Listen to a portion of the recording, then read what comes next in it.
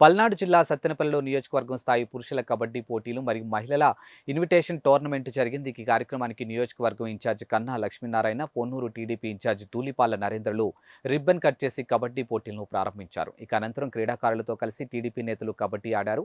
తర్వాత వారు మాట్లాడుతూ చంద్రబాబు క్రీడలను ప్రోత్సహించే వ్యక్తిని, క్రీడల ద్వారా యువతకు మంచి భవిష్యత్తు ఉంటుందని తెలిపారు. ఈ కార్యక్రమంలో పాలు పంచుకున్నటువంటి సత్తెనపల్లి నియోజకవర్గ పెద్దలు అందరికీ నా హృదయపూర్వక నమస్కారాలు తెలియజేస్తూ, అలాగే ఇవాళ మనం తలపెట్టిన కబడ్డీ పోటీల్లో పాల్గొనడానికి విచ్చేసినటువంటి క్రీడాకారులందరికీ కూడా నా హృదయపూర్వక ఆశీర్వాదం. సంతోషం. సంక్రాంతి అంటేనే గ్రామీణ ప్రాంతాల్లో ఉన్నటువంటి రైతులకి అందరికీ కూడా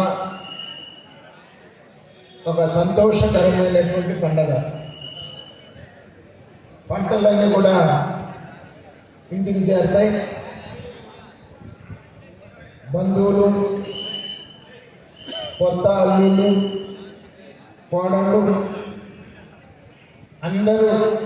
అందరితో కలిసి వేడుకలు జరుపుకునేటువంటి సంస్కృతి మనది మొదటి నుంచి కూడా.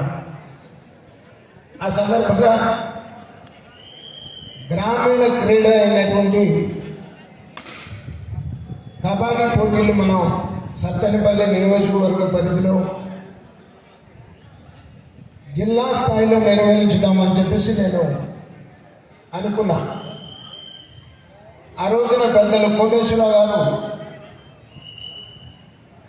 నిర్వహించేదేదో మన నియోజకవర్గ స్థాయిలోనే నిర్వహించుకోవడం మంచిది, మన నియోజకవర్గంలో ఉన్నటువంటి గ్రామీణ ప్రాంతాల్లో ఉన్నటువంటి పిల్లలందరికీ కూడా ఎంకరేజ్మెంట్ ఇచ్చినట్టు ఉంటుంది. ఎవరో బయట నుండి వచ్చి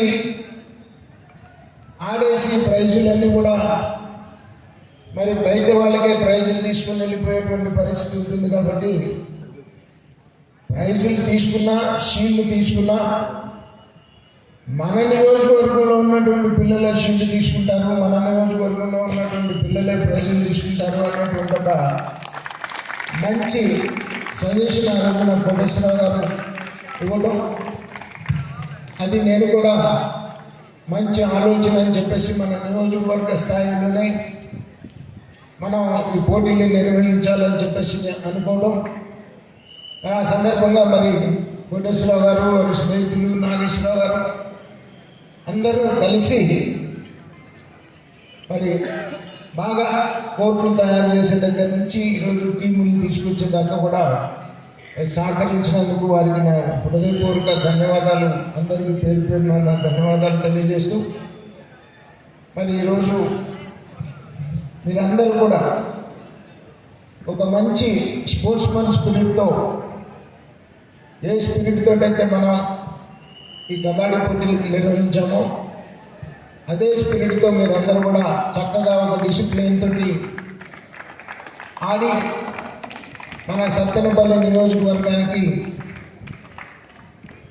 జాతీయ స్థాయిలో మంచి పేరు తీసుకురావాలి అని చెప్పేసి నేను ఈ సందర్భంగా మీ అందరినీ కోరుతూ, ఇందాక మన సిపిఐ నుంచి మిత్రులు చెప్పారు, ఒక పక్క మనం కబడ్డీ పోటీలు కానీ ముగ్గురు పోటీలు కానీ నిర్వహిస్తూ ఉన్నాం, ఇంకొక పక్క